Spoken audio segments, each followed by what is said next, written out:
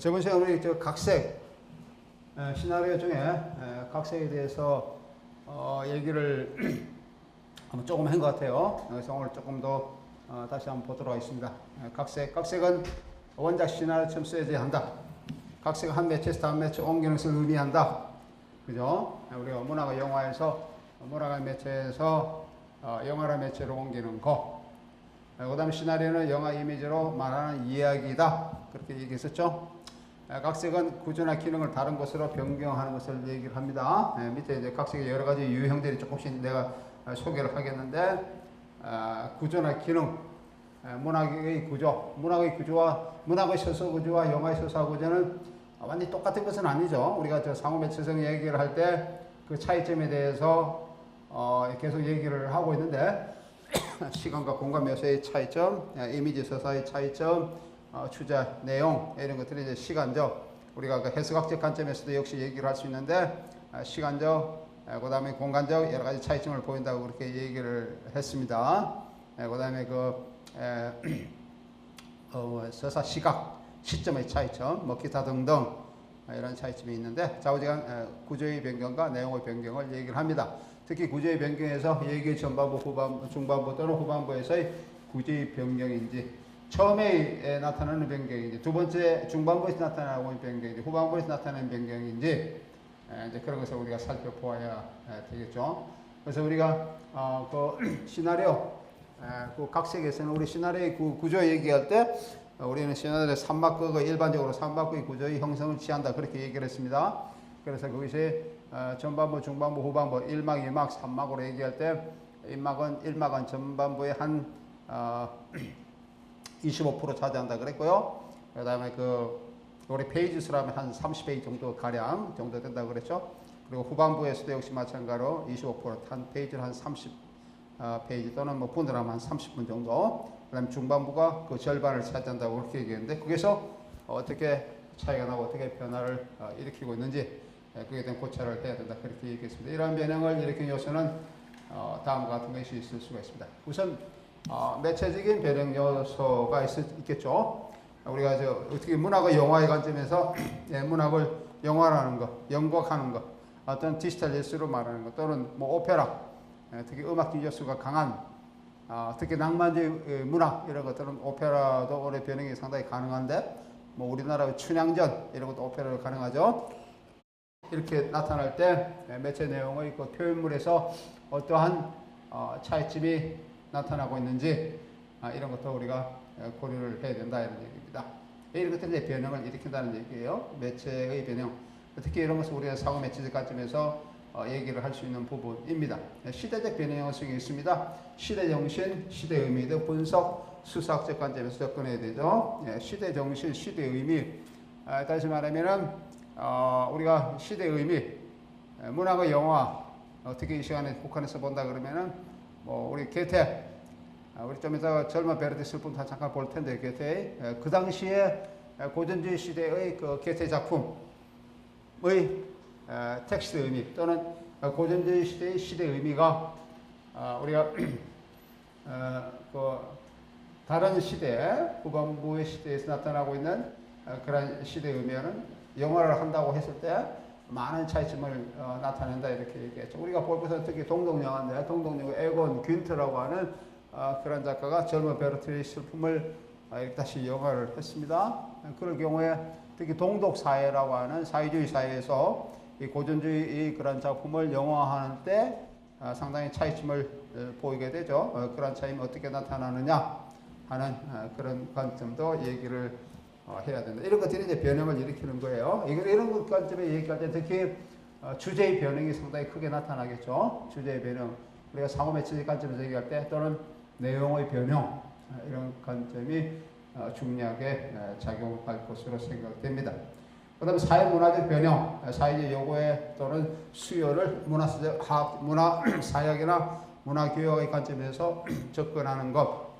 사회문화, 문화사회학적 관점에서 뭐 그 시대에 그런 젊은 베르트의 슬픔을 썼을 때 어떤 사회적 배경에서, 사회적 맥락에서 이러한 작품, 특히 고전주의 시대의 초기에 이런 젊은 베르테의 슬픔을 쓰게 됐는데 뭐 다른 작품도 다 마찬가지입니다. 뭐 파우스트라든지 뭐 하이네 작품도 있고 게테 작품도 있고 토마스 만의 뭐 마이산에다 있고 뭐 여러 가지 작품들이 많이 있겠죠.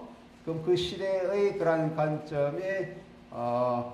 관점과 그것을 영화했을 때의 관점 또는 사회 문화사역적 맥락 이런 것들은 뭐 차이점이 굉장히 많이 있을 거라고 생각합니다. 이런 것들이 이제 각색을 할 때 그 각색의 그런 변형을 일으키는 요소들로 작용을 한다라고 하는 겁니다. 그다음 작가적 변형 요소가 있습니다. 작가의 예술 이론이 정치적 흐름 속에서 받은 영향, 그죠? 그다음에 문학 예술사에 어떤 영향을 받고 있나? 작가가 우리가 흔히 우리가 그 문학 작품을 해석할 때 인터프레타시온을 할 때 그 작가의 어떤 작품을 우리가 해석할 때는 여러 가지 방법이 있는데 특히 여기서 얘기하고 있는 작가적 변형, 작가적 요소라고 하는 것은 그 작가가 그 작품을 쓸 때 어떠한 영향을 받은 영영사적으로 또는 정신사적으로 또는 시대사적으로 어떤 영향을 받아서 그 작품을 쓰는데 작가의 그런 작가론 또는 문학론이 형성되었는지 이런 것을 우리가 파악하는 방법입니다. 이런 것들은 우리 텍스트, 외적인 요소가 어떻게 작동하고 있는지 이런 부분이 상당히 중요한 관점으로 나타나고 있다라고 얘기를 할 수가 있죠. 그 다음에 문학의 영화, 문학의 영화는 원작이 없는 시나리오 창작과 크게 다르지 않다. 특히 문학의 영화라고 해서 우리가 흔히 문학의 각색에는 크게 뭐 세 가지가 넓은 세 가지가 있는데 작품을 그대로 충실하게 하는 경우 있고 아니면은 어떤 작품을 내용을 조금 변화시키거나 주제를 변화시 나타내는 거 있고 그대로 유지를 하면서 상당한 부분 유지하면서 또는 어떤 걸 모티브만을 따와서 그렇게 각색하는 방법도 있습니다. 근데 우리가 충실하게 문학 작품 충실하게 영화적으로 재현하는 그런 작품들 이런 작품들에서는 우리가 원작 없는 시나리오의 창작과 유사하다고 말하기는 어렵지만은 특히 뭐 예를 들면 우리가 표현주의 시대에 문학의 영화가 이제 처음으로 탄생했을 때 그 시대의 사람들은 우리가 이거는 아마 앞부분에 내가 얘기를 한 부분이에요. 그 시대의 사람들은 그것이 문학을 통속화시킨다. 그죠? Trivializing their literature. 문학을 통속화시킨다. 문학을 상업화시킨다. 그 당시 문학은 상당히 고급 문학이었는데 고급 문학의 그런 층위를 상당히 낮춘다라고 하는 의미에서 문학의 영화에서 충실성을 굉장히 많이 요구를 했습니다. 그 작가의 의견, 의향 또는 뭐 텍스트의 그런 내용의 변화하는 것을 굉장히 억제하려고 하는 그런 시도 또는 그것을 억제한 작품 아니면 텍스트의 의도를 많이 벗어나거나 그 내용을 많이 벗어난 작품들에 대해서는 상당히 강하게 비판하는 그런 풍토가 많이 있었는데 그런 시대에서는 이런 것을 얘기를 할 수는 없지만은 그 이후의 시대에 있어서 나타나고 있는 문학의 영화 이런 것들은 원작과는 상당히 많은 차이점을 보이고 있습니다.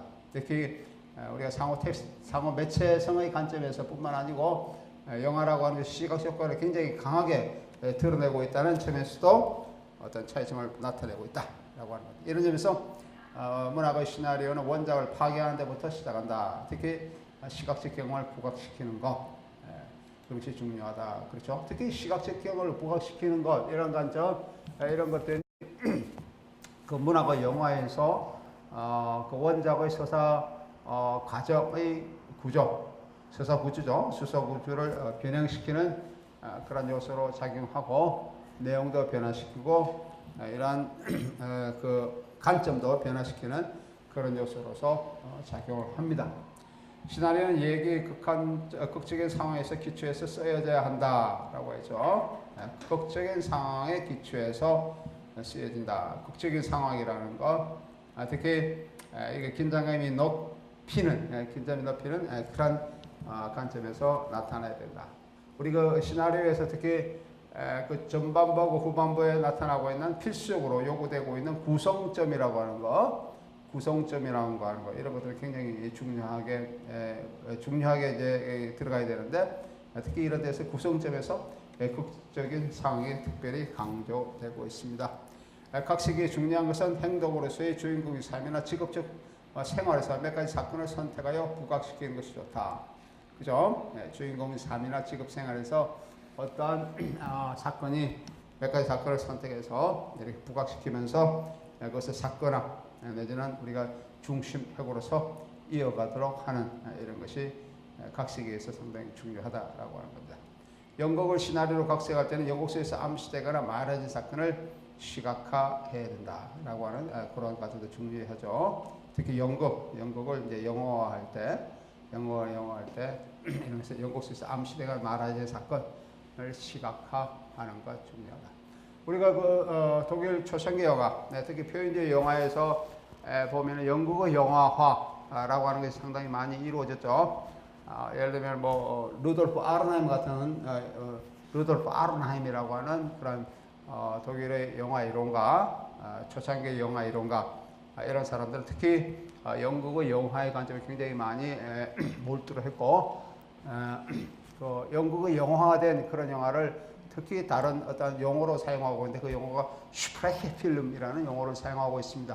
슈프레헤 필름 말 그대로 하면 대화 영화죠. 말하는 영화 또는 사진화된 연극 뭐 그런 표현도 쓰고 있습니다. 그래서 뭐 사진화된 연극이라고 하는 뭐 그런 의미에서 포토그라피어 데스 테아터, 포토그라피어 데스 드라마 뭐 이런 표현도 사용하고 있습니다. 예. 그 다음에 시나리오에서 극적인 얘기를 구성하는 방법은 신문기사를 쓰는 것과는 상당히 대조적이다라고 얘기를 할 수가 있습니다. 예. 시나리오에서 극적인 얘기를 구성하는 방법은 신문기사와 쓰는 것과는 반대다라고 얘기를 할 수가 있다는 거죠. 예. 그래서 이거 시나리오 작가는 신문기사와 쓰는 것과는 다른 방법으로 써나가야 된다. 기자를 보면은, 신문 기자를 보면은 연구나 인터뷰 등을 통해서 기사 자료를 수집하고 그다음 사실관계를 확인하고 나서 기사를 씁니다. 일반적으로 그렇다는 얘기예요. 신문 기자가 기사를 쓰는 그런 방법에 대해서 얘기합니다. 사실이 확인되면은 기사 내용인 얘기를 이제 알 수가 있게 되죠. 더 많은 사실을 알수록 더 많은 그 구독자에게 더 많은 정보를 전해주게 됩니다. 기자는 이 중 필요한 부분을 선택해서 시점을 정하고 얘기 소재를 뒷받침하는 사실만을 인용하여서 기사를 씁니다. 그죠? 사실만을 사용 또는 인용해서 기사를 씁니다. 그 신문기사는 사실을 찾고 얘기를 쓴다는 점에서 특수한 경우에서 일반적인 경우로 진행하는 방법을 취합니다. 글쓰기에서 어떤 특수한 방법에서 일반적인 방법으로 이렇게 확대되는 그런 글쓰기 방법을 일반적으로 취하고 있습니다. 이와 달리 시나리오 작가는 정반대다 이런 뜻이죠. 다시 말하면 기본적인 얘기 흐름을 이렇게 정합니다. 이러한 식으로 얘기가 흘러가면 되겠다. 우리가 시나리오 첫 때 내가 요 시나리오 각색 부분에 얘기할 때 9단계 시나리오 작성 9단계 내가 얘기를 했는데 그 중에서 아마 첫 부분에 해당되는 부분입니다. 첫 부분에 해당되는 부분. 그리고 우리가 흔히 얘기해서 뭐라 그럴까요? 뭐 스토리보드 작성 단계라 그렇게 얘기할까요? 그래서 기본적인 얘기 흐름을 정합니다. 그 후에 그 흐름을 이제 하나씩 확대해 나가는 방법이죠. 이 과정에서 행동으로서의 인물을 창조해냅니다. 주인공은 어떻게 하고, 그 다음에 그 보스님은 어떻게 할 것인가. 주인공에 나타나고 있는 주인공의 갈등을 일으키는 그러한 적대자, 대적자 이런 것을 어떻게 설정할 것인가. 그래서 긴장을 어떻게 유지할 것인가. 뭐 기타 등등 이러한 행동으로서 인물을 창조해냅니다. 이를 위해서 인터뷰를 할 수 있고 얘기를 뒷받침할 사실이나 정보를 수집합니다. 그 다음에 이제 시나리오는 그런 의미에서 시나리오는 일반적인 사실에서 특수한 것으로 진행하게 됩니다. 점점 더 시나리오는 점점 더 특수한 것으로, 그죠? 그래서 나중에 이제 얘기의 그런 사건을 다룰 때 사건도 점점 더 특수하게 이끌어가는 그런 방식을 취한다라고 하는 겁니다. 그런 점에서 신문 기자가 사용하는 방법과는 정반대의 그런 가정을 취하게 된다라고 하는 것이에요. 예, 이런 것들이 우리가 흔히 시나리오의 그런 관점, 시나리오 각색의 관점이라고 얘기를 할 수가 있습니다. 예, 우리가 뭡니까? 여기서 특히 행동으로서의 인물을 창조해낸다 이런 관점을 얘기할 때 구성주의 이론 과정에 프랑스에서 활동을 한 그 그라마스라고 하는 구조주의죠. 구조주의 이론가가 있습니다. 그 서사 이론가가 있는데 흔히 그 6개의 그 행동소 관점, 행동소의 관점에서 어떤 행위자 중심, 그 행위소 모델이라고 얘기할 수 있는 행동자 모델이라고 얘기할 수 있는 그런 관점에서 이 행동으로서의 인물, 여기서는 꼭 사람만이 아니더라도 사물도 어떤 대상도 행동자가 될 수가 있는데 이런 관점에서도 행동적인 인물을 많이 강조하고 있는 그런 한 유파라 그럴까요?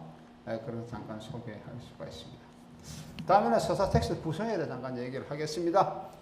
서사 텍스트가 어떻게 구성되어 있느냐, 어떻게 분석할 수 있느냐라고 하는 그런 관점을 얘기를 하도록 하겠습니다. 특히 이제 첫 번째 소설 이론과 소설 유형학이라고 한번 잠깐 제목을 정해봤는데요. 소설 이론, 여기서 로만 테오리 그렇게 얘기하죠. 로만 테오리, 소설 이론, 소설 유형학, 로만 티폴로기 또는 가퉁스 테오리라고 얘기를 할 수 있습니다. 가퉁스 테오리는 장르론이라고 얘기를 할 수 있는데 티폴로기는 유형학이죠. 영어로 하면 티폴로지가 되겠죠. 그 소설은 어떻게 유형되고 있느냐라고 하는 겁니다. 예, 소설의 시작은 굉장히 오래됩니다. 그죠? 소설의 시작은 중세도 있었고 그 이전에 있었고 상당히 오래되고죠. 호모는 원문으로 써 있지만은 형식은 소설 형식으로, 전체적인 얘기는 소설 형식으로라고도 간주할 수 있을 만큼 그렇게 장편의 그런 원문 서사시를 썼습니다.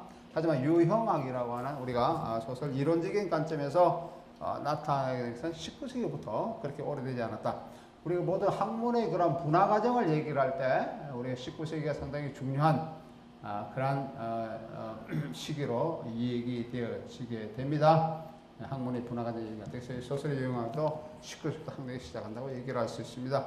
그래서 19세기로 소설 시학 및 소설 이론의 시대라고도 얘기를 할 수 있죠. 그래서 그 소설의 그 관점, 다시 말하면 우리가 소설 이론들, 이런 것들을 우리가 19세기 이후에 소설 이론 또는 소설 유형학에 대해서 우리가 얘기를 할 수가 있습니다.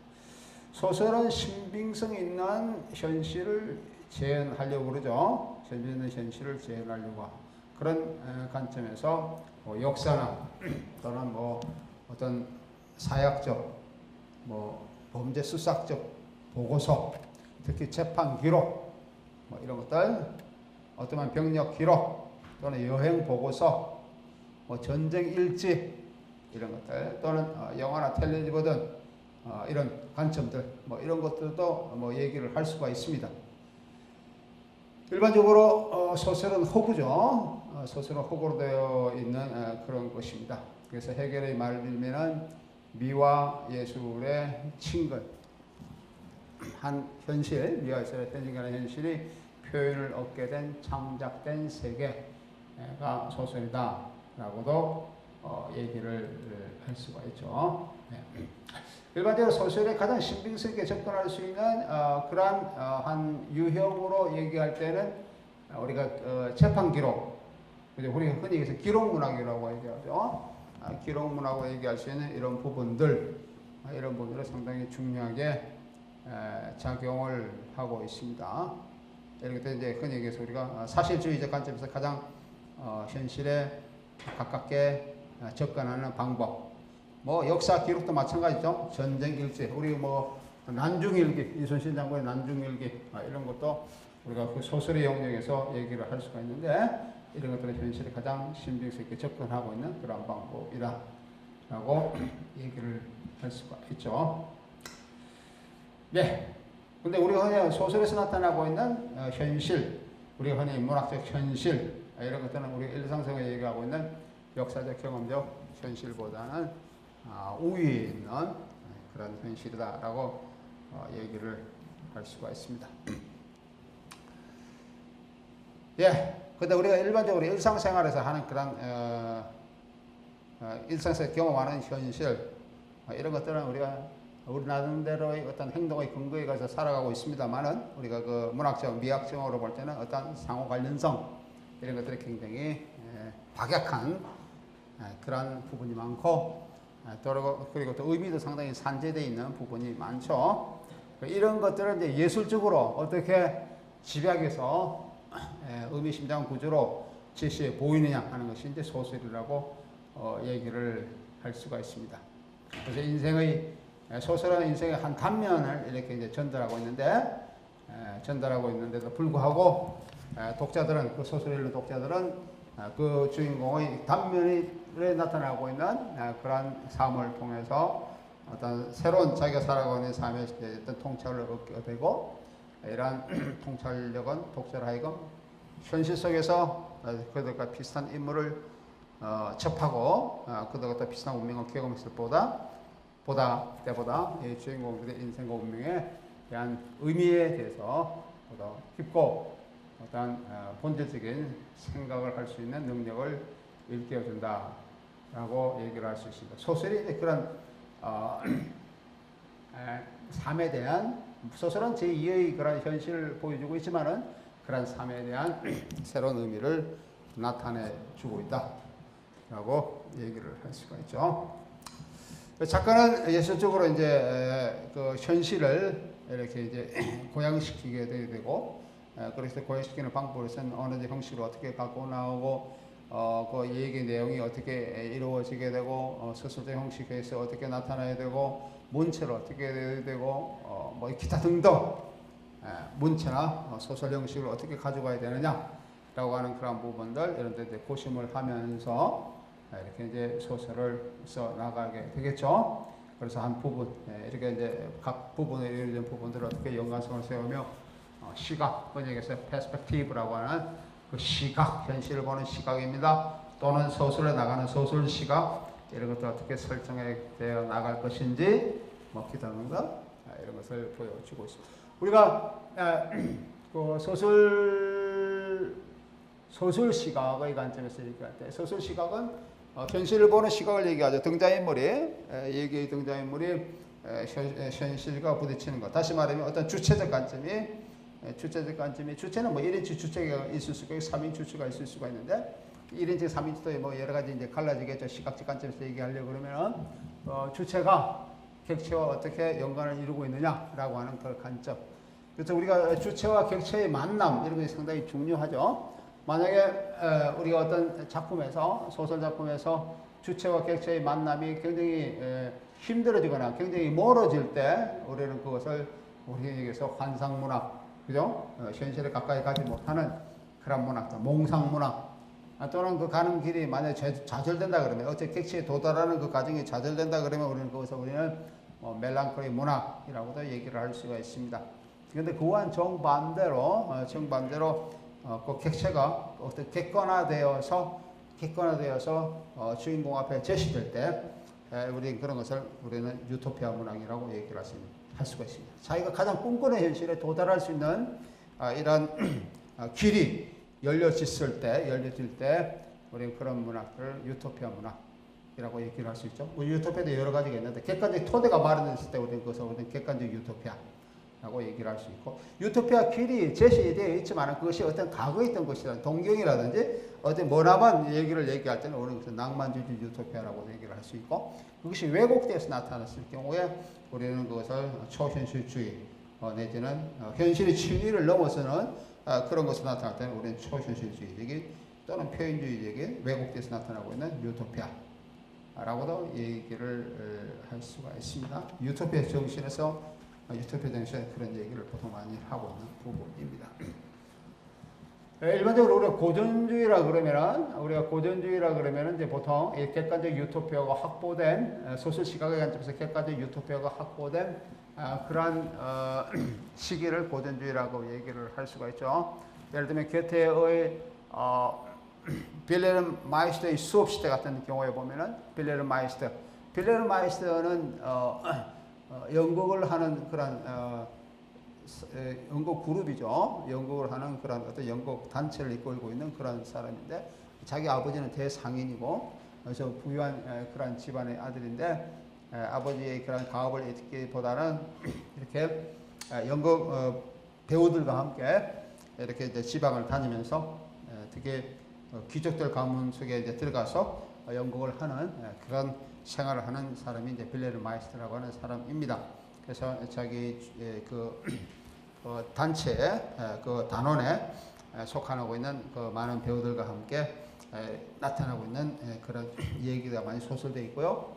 특히 그 어린 그 남장 여자아이 민영의 관계, 민영의 노래 이런 것들은 상당히 아름다운 노래죠. 이런 것들이 독일에 많이 이제 각곡화되고 있는 그런 겁니다. 특히 빌레르 마이스터의 수업 시대에서 마지막 부분에는 탑의 사회, 투름 게젤샤프트라고 하는 그 탑의 사회에 진입되어서 그 탑의 그 사회에 있는 그 수도사죠. 수도사의 딸과의 그런 만남이 이루어지는 특히 이제 결혼이 이미 상정된 결혼할 것이라고 그렇게 독자에게 강한 암시를 주면서 끝나게 되는 부분인데 이런 것들은 유토피아적, 객관적 유토피아라 고전주의가 제시하고 있는 객관적 유토피아를 보여주고 있는 좋은 예라고 얘기를 할 수가 있습니다. 자, 내가 지금 이 얘기를 하고 있는 것은 이 서술 시각의 관점에서는 주체와 객체와의 그런 관계가 굉장히 중요하다 그렇게 얘기를 하는 거예요. 그래서 우리가 고전주의에서 이런 것들이 이제 객체와 주체의 그런 합일 하나가 되는 거죠. 하나가 되는 그런 것을 꿈꾸는 그런 시기가 고전주의였다라고 합니다. 그 이 고전주의가 표방하고 있는 것은 고대 그리스의 그런 시대로 되돌아가는 것을 얘기를 하고 있죠. 그것이 우리 클래식이라고 하는 그런 얘기를 하고 있습니다. 게테가 미학 이론, 미안합니다. 헤겔의 철학자, 헤겔의 미학 이론에서 얘기하고 있는 주관성 이론, 소위 주브액티비티 테오리라고 하는 주관성 이론에서 이런 그런 주체와 객체의 합일 하나가 되는 것. 그 독일어로 하면 Ineinander라고 얘기할 수 있습니다. Ineinander von Subjekt und Objekt라고 얘기할 수 있습니다. 주체와 객체의 Ineinander 하나가 되는 이런 관점 이런 것이 그 고전주의가 꿈꾸는 궁극적인 목표라고 얘기를 할 수 있습니다. 주체와 객체가 하나가 된다는 것은 어떤 주체와 객체가 하나 된다는 것은 주체가 자기가 묘사하고 있는 현실 그 자체가 되어버리는 것을 얘기해요. 그렇기 때문에 그 주체가 만들어낸 어떤 작가가 그 주체와 객체가 하나 된 그런 사회 또는 현실 속에서 만들어내는 예술 작품은 흔히 얘기해서 뭐 비평이라든지 해설이라든지 이러한 도움이 전혀 필요가 없이 그것을 보는 감상하는 독자, 뭐 관객 이런 사람 또는 뭐 그 당시에 뭐 시청자의 관점으로 얘기한다 그러면 이런 사람들이 어떤 작가가 만든 작품이 무슨 의미인지 이런 것들을 보면은 금방 알 수 있는 것이 되는 것이죠. 예를 들면 뭐 밀로의 비너스상 같은 거, 밀로의 비너스상 이러면서 만들었는데 왜 밀로의 비너스상을 만들었는지 그것을 보는 그 시대의 사람들입니다. 그 시대의 사람들이 이제 그것을 왜 만들었는지라고 하는 것을 보면은 그 작품을 보면은 이 작품의 의미, 그것을 만든 사람, 소위 그 작가의 의도 이런 것을 금방 알 수가 있다라고 얘기를 할 수가 있는 거죠. 그 당시 사람들이 소포클레스의 에오디푸스를 우리가 감상한다 그러면 또는 뭐 소포클레스의 안티고네라고 하는 비극이 있는데 이것을 보는 사람들은 왜 그 소포클레스라고 하는 그 비극 작가가 왜 이런 작품을 만들었는지 왜 이런 썼는지 이런 것들은 그 감상자 하는 사람들은 전혀 다른 해석이 필요 없다는 겁니다. 필요 없이 그대로 전달될 수 있는 이런 것들이 주체와 객체가 하나가 되는 부분이라고 얘기를 할 수가 있습니다. 이런 것을 다시 재현하려고 하는 시도, 이런 것이 우리가 18세기 중葉부터 시작됐던 1750년 정도 되죠. 그때부터 시작됐던 고전주의 시대라고 얘기를 할 수가 있고, 그 이후에 우리가 그 예술사조 또는 문학사조로 보면 낭만주의가 있고, 뭐 시적 사실주의가 있고, 자연주의가 있고, 그 위에 뭐 표현주의로서 비롯되어지는 우리 아방가드 예술이 있죠. 그래 표현주의 이후 뭐 우리가 이제 1960년대 이후에는 우리가 흔히 얘기해서 포스트 모더니즘, 1960년대 말 특히 68 운동 그 이후에 1970년대 나타나고 있는 독일의 관점에서 특히 한스 마그누스 엔젠스베르크 같은 사람들이 얘기하고 있는 문학의 죽음 이후의 문학, 리터atu어 낙된 토구트 데어 리터atu어라고 하는 그러한 표제어로서 나타나고 있는 새로운 유형의 문학, 예를 들면 우리가 포스트 모더니즘 문학이라고 얘기하는 그런 부분들, 이런 부분이 나타나고 있는 주체와 객체의 그러한 간극은 점점 더 멀어지고 있다라고 얘기를 할 수가 있습니다. 낭만주의는 상당히 가까웠어요. 주체와 객체가 상당히 가까운데, 미안합니다. 고전주의 상당히 가까운데 낭만주의 이후부터는 그것이 조금씩 이제 멀어지게 됐다는 거예요. 멀어지게 되고, 우리가 포스트 모더니즘 시대에서는 굉장히 많이 멀어져요. 흔히 얘기해서 우리는 가상이라고 얘기를 할 수 있습니다. 주체가 이제 현실을 떠나버린 가상적인 존재로서 나타나고 있는 그런 우리가 현상, 미적 현상 속에서 우리는 살고 있다라고 하는 겁니다. 예. 자우대는 이것이 소설에서는 이러한 어떠한 유형이라든지 이러한 퍼스펙티브를 설정을 하게 된다라고 하는 것이죠. 그래서 우리가 그 주체와 객체와의 관계, 주체의 관계가 나타나고 있는 그 설정이 어떻게 나타나고 있느냐라고 하는 것은 예술 사조, 문학 시기에 따라서 각각 달리 나타나기 때문에 이것을 우리가 이해하기 위해서는 그 시대 예술 사조는 어떠한 관점을 보이고 있는지 이런 것이 이해를 해야 된다라고 하는 겁니다. 그렇죠? 그래서 어떤 소설 작품을 우리가 이해하기 위해서는 그 작품에 대한 분석도 중요하지만은 그 작품이 쓰여진 그 시대의 예술적인 상황, 예술적 분위기, 시대 정신, 시대 의미 이런 것도 같이 우리가 연구를 해야 된다라고 하는 것입니다. 예, 그 다음에 이제 소설 양식과 소설 형식 이런 것들이 현실을 형성하는 과정에서 중요한 부분으로 나타난다라고 하는 겁니다. 그 다음에 중요한 것은 소설의 장르가 지니고 있는 기초적인 것, 본질적인 것, 그 다음에 소설의 그런 발전과 변화를 요구하는 이러한 부분들, 이런 부분들을 우리가 이제 이해를 해야 되겠습니다. 소설의 장르가 어떻게 나타나고 있느냐, 장르론이죠. 어떻게 나타나고 있는지, 소설의 형식은 어떻게 나타나고 있는지, 또 유형은 뭐 있는지, 뭐 기사 등등 이런 것들에 대한 연구도 우리가 같이 이어나가야 되겠다라고 하는 그런 부분입니다. 예, 유형학적 부분, 소설 유형학은 어떻게 이제 나타나고 있느냐라고 하는 겁니다. 장르는 이제 소설 장르에서 어떻게 부분을 나타나고 있느냐라고 하는 부분입니다. 그래서 소설 유형은 우리가 문해학, 독일에서 문학은 리터atu어라고 그러고 문학에 관한 학문은 리터atu어 비션샤프트라고 그렇게 표현을 씁니다. 우리가 일반적으로 문학이라 그럴 때 문학에 관한 이론을 얘기를 하죠. 문학 이렇게 할 때. 그래서 독일에서는 리터atu어 비션샤프트라는 용어는 그 의미에서 가장 적절한 그런 표현이라고 볼 수 있는데, 하여튼 그런 것을 우리는 번역할 때 문학보다는 문학에 대한 그런 예술 이론을 얘기할 때는 문해학이라는 용어로 많이 쓴다 이 말이죠. 이것이 이제 연구 과제, 유형학은 문해학의 연구 과제가 된다라고 하는 것입니다. 특히 티폴로기, 유형학, 그다음 장르론 이런 것들의 연구 과제가 된다. 뭐 소설 유형은 하부 장르죠. 소설의 그 하부 장르로서는 뭐 굉장히 많은 것을 들 수가 있습니다. 우리가 그 고전 시대에 많이 고전지 이후에서 많이 나타나고 있는 그런 리베스티히퉁, 우리 흔히 해서 사랑의 소설, 사랑 소설 또는 뭐 연애 소설이라고 얘기할 수 있고요. 그다음 뭐 전쟁 소설, 모험 소설, 그다음 해양 소설, 그다음 발전 소설, 그죠?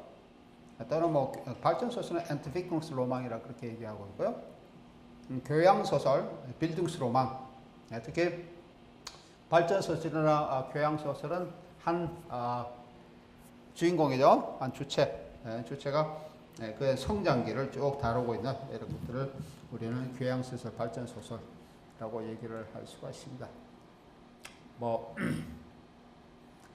빌렌 마이스트의 수업 시대, 편력 시대도 이게 교양 소설에 해당된다고 볼 수 있고요.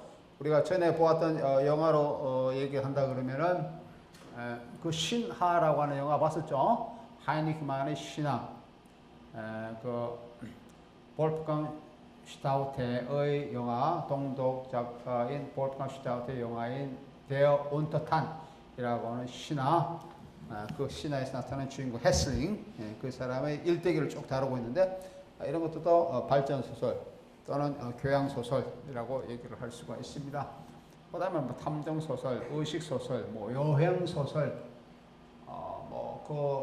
분류는 뭐 굉장히 많이 있겠죠. 이런 분류들로 쭉 얘기를 할 수가 있습니다. 모험 소설과 발전 소설의 특징은 일반적으로 사건의 전개가 단선적으로 흘러가고 있다. 이렇게 얘기를 할 수가 있고요. 어떤 소설 작품이 어떤 유형에 속한다, 어떤 유형에 속하는 것인가, 유형적으로 이런 것을 우리가 알려고 그러면은 그 소설을 지배하고 있는 형식적 구조를 우리가 좀 살펴봐야 되겠습니다. 형식적 구조를 보고 그 소설 작품에서 형식적 구조가 어떻게 나타나고 있는지, 그 형식적 구조를 우리가 이제 분류를 하는 거죠. 그래서 유형식 분류란 한 소설의 구조를 이렇게 아주 자세하게 윤곽을 이렇게 한번 살펴보는 것을 얘기를 합니다. 그래서 그것이 어떻게 윤곽적으로 어떻게 나타나고 있는 것인지 이런 것을 한번 유추 또는 도출해내는 그런 작업, 이런 것들이 소설에 유형하게 된다 이런 뜻이죠. 뭐 예를 들면은 소설 작품에서 드러내고자 하는 그런 의미, 구조, 소설상에서 전반적으로 소개하는 결정적인 것이 뭐냐, 소설상을 지배하는 결정적인 것이 뭐냐, 이런 것들을 우리가 그 작품을 읽고 알아내야 되겠다라고 하는 겁니다. 그 다음에 그 소설 유형은 다른 어떤 장르와 서로 비교해 볼 수 있는 이러한 관점을 제시해 주는 이런 기능도 한다. 소위 말해서 우리가 제3의 비교점이라고 하는 수사학에서 얘기하는 제3의 비교점, 그것에서 데리티움 콤파라치오니스라고 하는 이런 비교점을 제시해 주는 이런 기능을 소설의 유형학은 하고 있다 또는 할 수 있다라고 얘기를 할 수가 있습니다. 그 다음에 그 소설의 유형학에 나타나고 있는 이런 유형학적 분류가 됐을 경우에는 이런 분류에 입각하여서 그 소설 작품이 어떻게 구조가 어떻게 되어지고 있는지 이런 것을 이제 규정하면서 해석을 작품을 해석해 나가는 그런 과정이 되겠습니다. 작품을 어떻게 해석하느냐라고 해서 뭐 여러 가지 해석 방법론이 있습니다. 뭐 예를 들면은 우리가 그 작품 그 자체만을 우리가 분석한다. 그럼 우리는 작품 내재적 해석 방법이라고 그렇게 있어요. 하지만 그 방법을 실증주의적인 그런 관점에서 우리가 이해한다 그러면 우리는 실증주의적 연구 방법론.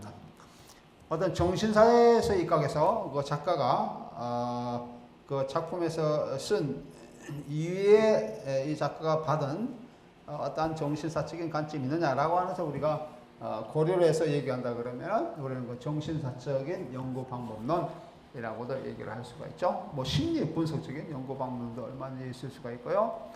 우리가 또 어떤 여성 주인공이 나타날 때, 여성의 그 시각을 두드리게 나타날 때, 우리는 우리가 흔히 그 페미니즘 연구 방법론, 이런 관점의 연구 방법론, 또는 뭐 실존주의적 연구 방법론, 그죠? 뭐 이런 방법론 얼마인지 많이 얘기를 할 수가 있습니다. 근데 최근에는 이러한 연구 방법론을 우리가 어떤 연구 방법론이 가장 좋은 것이냐라고 하는 그런 얘기를 할 때 문학 작품을 우리가 해석하면서 유형학적인 그런 분류에 입각해서 해석하면서 구체적으로 들어갈 때 그런 여러 가지 연구 방법론이 있는데 이런 여러 가지 연구 방법론을 하나로 묶어서 종합적으로 하는 연구 방법론 이런 것이 우리가 흔히 일반적으로 많이 선택하는 연구 방법론이라고 얘기를 할 수가 있습니다. 그래서 그런 연구 방법론을 우리는 종합적인 연구 방법론이라 그렇게 얘기를 씁니다. 독일어 하면 진테티셰, 우리 진테틱이죠? 진테티셰 인터프레타치온스바이제, 진테티셰 인터프레타치온, 종합적인 연구 방법론, 그런 의미로서도 나타나고 있다. 얘기를 할 수가 있다라고 하는 겁니다.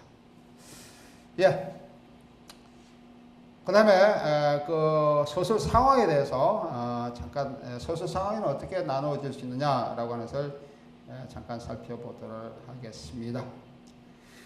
어떤 사건의 결말을 목표로 해서 소설이 어떤 사건이 이제 나타날 거 아닙니까? 소설 속에서 그것이 이제 어떻게 결말이 어떻게 드러날 것인가라고 해서 간결하게 이것을 전해주고 있는 그런 방법을 우리는 보고 형식이다 그렇게 얘기합니다. 보고 베리히트를 한다.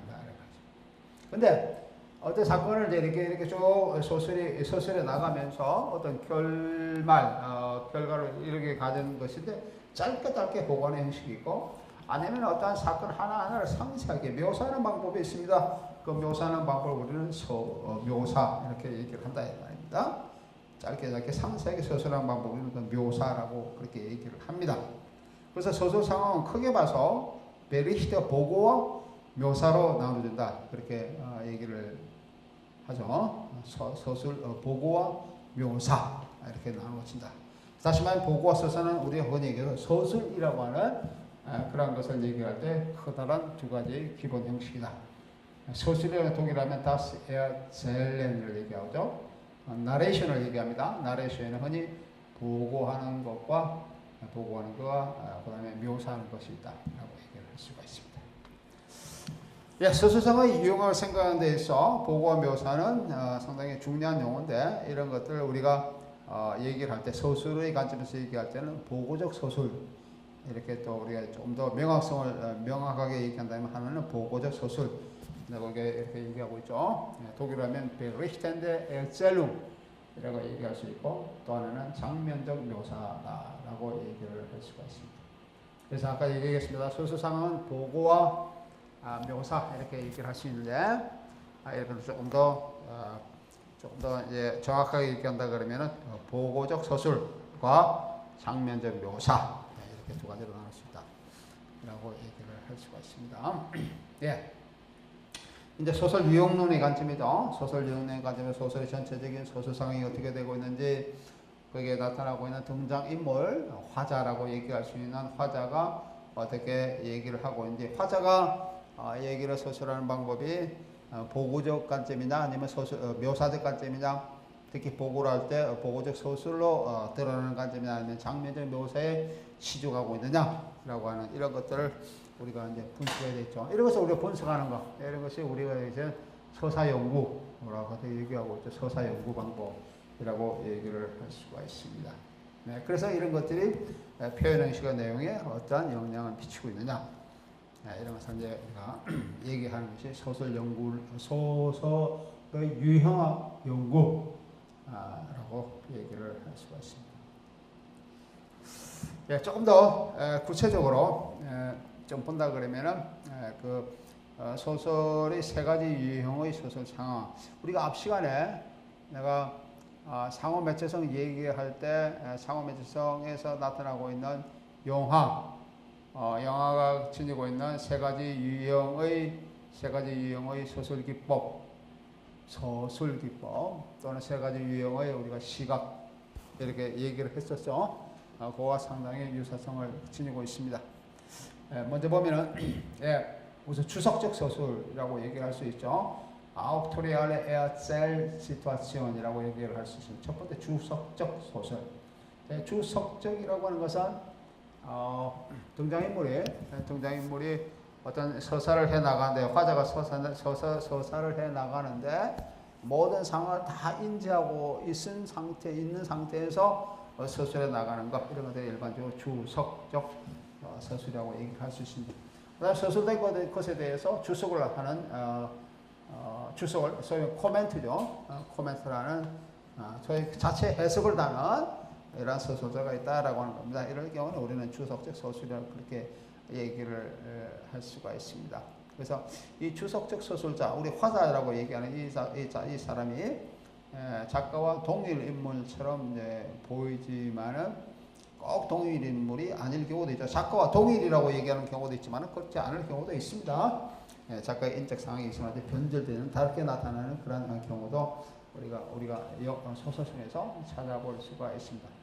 화자는 작가라면 다 알만히 기대되고 있는 것보다는 조금 덜 알고 있을 수도 있으며 어떻게 된 경우는 작가보다 더 많은 것을 알고 있는 경우 우리가 전능적인 그 화자, 전능적인 소설자 그렇게 얘기를 할 수가 있죠. 또는 우리가 주석적 서술자, 주석적 요술자라고도 얘기를 할 수 있는데 작가보다 더 많은 것을 얘기할 수도 있고 아니면 뭐 더 적게 얘기할 수도 있고 뭐 이렇게 얘기할 수 있는데 어떻든 간에 이 주석적인 서술자도 작가가 만들어낸 하나의 그런 인물 유형이다라고 하는 것이죠. 이 하나의 창조된 인물 유형이다라고 얘기를 할 수가 있습니다. 주석적 서술자에서 중요한 것은 얘기를 이어나가는 그런 서술자, 화자 또는 뭐 중개인이죠. 중개인이라고 얘기할 수 있고 이게 중개인입니다. 소설의 중개인이라고 얘기할 수 있고 소설의 그 허구세계가 작가와 독자의 그 현실 세계의 그런 경계선 이런 것을 한 부분을 차지하고 있는 그런 인물이다라고 얘기를 할 수가 있습니다. 이 주석적 서술 상황, 이 주석적 서술을 이끌어가는 이러한 화자가 취하는 서술 상황은 또는 서술 방법은 우리가 위에서 얘기했는 보고적 서술과 장미적 서술의 두 가지 중에서 얘기할 때는 일반적으로 보고적 서술 방법을 취하는 그런 편이 상당히 많다라고 하는 겁니다. 주석적 화자는 보고적 서술 방식을 취한다. 소위 말해서 베리히텐데 보고하는 것이죠. 보고하는 그러한 에어셀 시투아치온의 그러한 관점을 취하는 경우다라고 그렇게 얘기를 할 수가 있습니다. 그 서술 내용은 일반적으로 과거에 일어나는 것이죠. 과거에 일어난 것을 얘기하게 되고 뭐 시제도 보통 과거형으로 보통 많이 나타납니다. 내가 여기 도표를 조그맣게 하나 가져왔는데요. 도표 하나 가져왔는데 이 도표를 잠깐 보면은 소설 상황에 대해서 조금 얘기를 하고 있고 소설 상황이 1인칭, 3인칭 뭐 그렇게 보통 얘기를 할 수가 있죠. 1인칭, 3인칭. 그 다음에 전지전능적, 인칭적, 중립적. 전지전능적이라는 것은 내가 조금 전에 얘기한 주석적인 그런 방법입니다. 주석적. 그래서 소설 상황이 주석적이나 아니면 인칭적이나 아우토리얼이나 그다음 퍼스널, 페르소널이냐 아니면 노트럴, 중립적이냐 그렇게 얘기를 할 수 있고 뭐 1인칭에서 전지전능적인 그런 소설 방식 뭐 예를 들면 토마스 만의 페릭스 크롤이라는 그런 작품을 들 수가 있고요. 1인칭으로서 우리 인칭적인 1인칭으로서 나타나고 1인칭으로 나타나고 있는 그런 작품을 우리는 게테의 젊은 베르테이스를 보면 젊은 베르테이스를 보면 여러분 잘 알고 있는 것처럼 서간첩돼 있죠. 일기 형식으로 되어 있는 그런 소설입니다. 이런 것들은 전형적인 1인칭이죠. 일기 형식으로 되어 있는 거, 그죠? 뭐 나는 주인공이 나라고 되어 있습니다. 그래서 몇월 며칠 이런 일기 형식으로 쭉 이어지고 하는 거. 우리 흔히 그 일기 형식으로 되어 있는 그 서한 책 이런 것들이 가장 가까운 이런 소설 장르와 가장 가까운 그런 것을 들라 그러면은 우리 영국에서는 모노드라마 형식이 상당히 가깝죠. 모노드라마 형식도 역시 1인칭으로 많이 나타나고 있고요. 우리가 음악으로 얘기한다 그러면 그 아리아 형식, 영창이라고 하는 그런 것들 1인칭으로 많이 나타나고 있습니다. 3인칭으로 나타나고 있는 전제전능적인 그런 작품을 보려고 하면 토마스만 같은 작품을 들 수가 있죠. 토마스만의 마의상 같은 것들은 뭐 3인칭이면서도 전제전능적인 그런 것을 보여주고 있는 작품이라고 얘기를 할 수 있고요. 우리가 그다음에 그 3인칭이면서도 어떤 그 퍼스널한 인칭적인 시점을 보여주고 있는 그런 작품을 들어가면 우리 카프카의 심판, 그요 심판 프로세스 같은 작품들 이런 것들이 인칭적. 내가 조금 전에 다음에 곧 얘기하려고 하는 그 인칭적 관점 이런 것들을 보여주고 있는 인칭적 소설 상황을 보여주고 있는 이러한 작품이라고 얘기를 할 수가 있습니다. 네. 1인칭은 게테의 젊은 별의 슬픔, 3인칭은 카프카의 심판. 또 뭐 중립적인 것을 보여준다는 것은 말테 1인칭도 아니고 3인칭도 아니고 그런 어떤 중립적인 인칭적인 관점을 보여주는 것은 말테 이렇게 말테의 수기 이런 것들이 뭐 그게 하나의 예라고 볼 수가 있습니다. 주석적 서술이라고는 주석적 서술에 대해서 조금 더 얘기를 하겠습니다. 주석적 서술이라는 것은 작품 세계 바깥에 위치한 한 개인의 서술자가 자기의 작품 세계 바깥에 위치한 그런 서술자가 자기의 그 존재를 알리는 것. 그 화자가 들어오는 것을 얘기를 하고 있죠. 화자가 어떤 작품 속에 들어오는 것. 그래서 영화에서 이런 것이 나타난 다음에 작품 화자가 어떤 보이스 오버의 그런 스크린 바깥에서 이렇게 이제 전달하는 방법이 있을 수가 있습니다. 계속 바깥쪽에서 이렇게 얘기를 하는 것. 예를 들면 뭐 빈 벤더스 같은 도쿄가 같은 그런 작품에서는 이것은 일기 소설이죠. 일기 영화입니다. 일기 소설과 유사히 비견할 수 있는 일기 영화인데 화자가 작품 속에 이 빈비드 자체가 계속 이런 나레이트로 이렇게 기능을 하고 있습니다. 보이스오버로 기능하고 있는데 자기 자신을 드러내지 않는 그런 보이스오버, 익명의 보이스오버로 나타나고 있는 것이죠.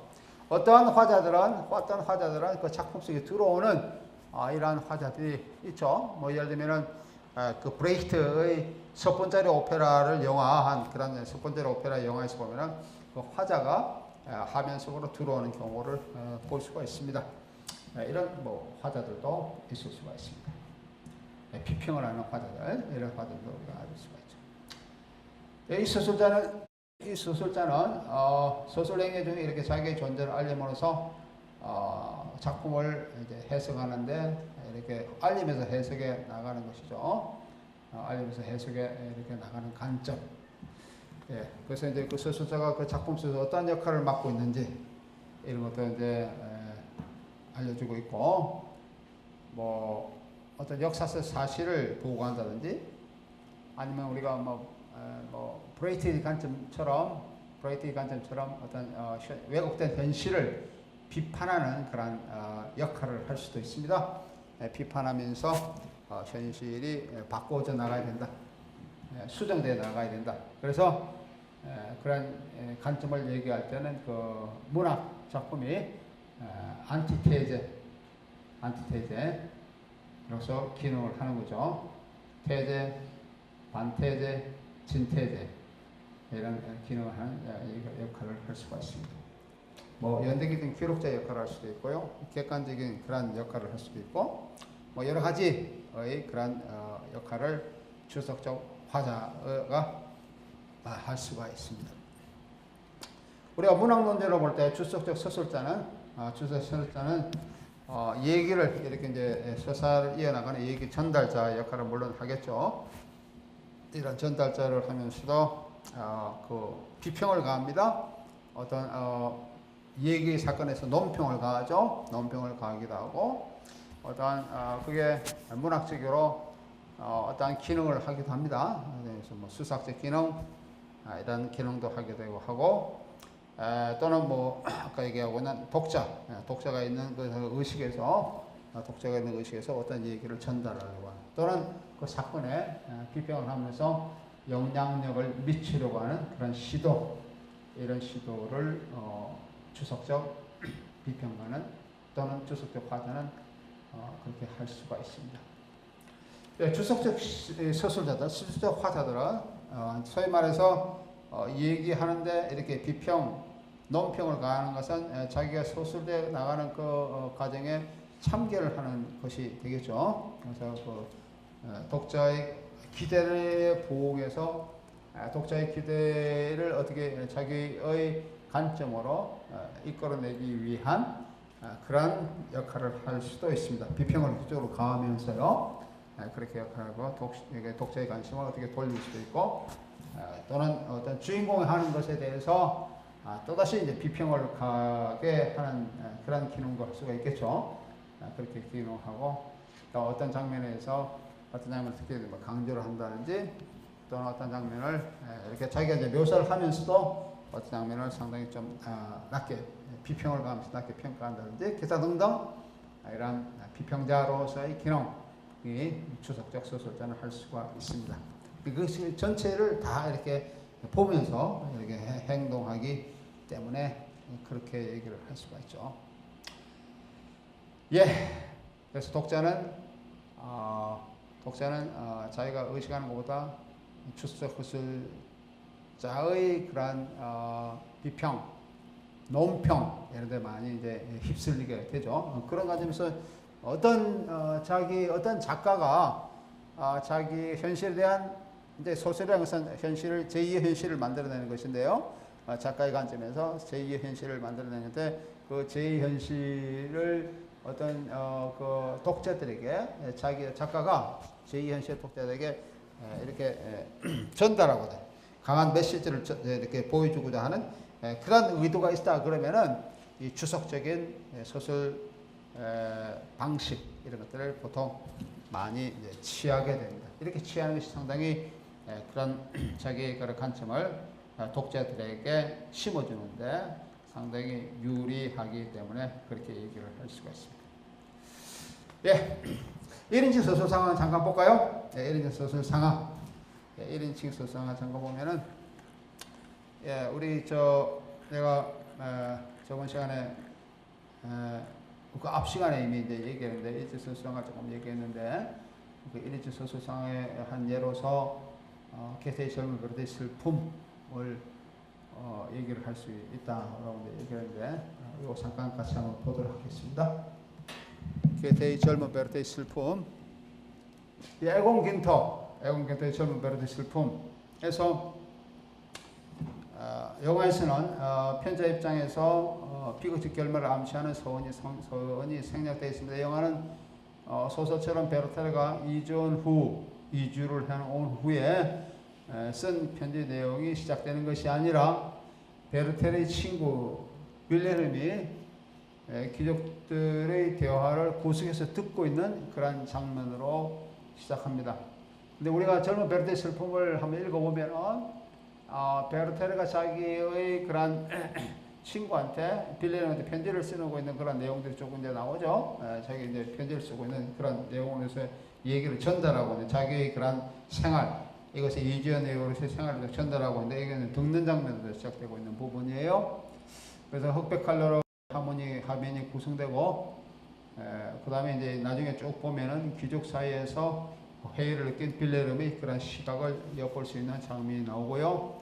그 이후에 오프닝 시퀀스에서는 컬러로 화면이 바뀌고 그 다음에 황량한 고을산에 비추고 불안한 느낌을 주는 현악기 연주가 이어지고 있는 그런 장면으로 나타나고 있습니다. 그 다음에 시골 마을로 이주하고 있는 시퀀스는 베르테의 여행에 동행했던 여행자와 친구인 빌레름의 대화로 시작되고 있죠. 겨울산을 하인에게 업해서 넘어가는 장면이 나오는데 이는 소설에서는 나타나지 않는 부분이라고 얘기를 할 수 있습니다. 앞부분을 잠깐 보겠습니다. 여기 나오는 첫 부분을 잠깐 같이 한번 보도록 하죠.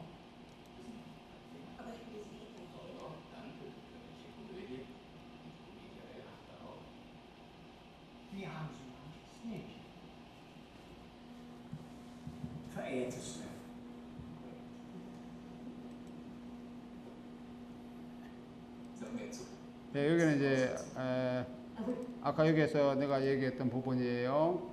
그 귀족들의 대화라는 그런 관점이 얘기가 되어지고 있고요. 그 친구인 빌레름이 그 주위에서 듣고 있는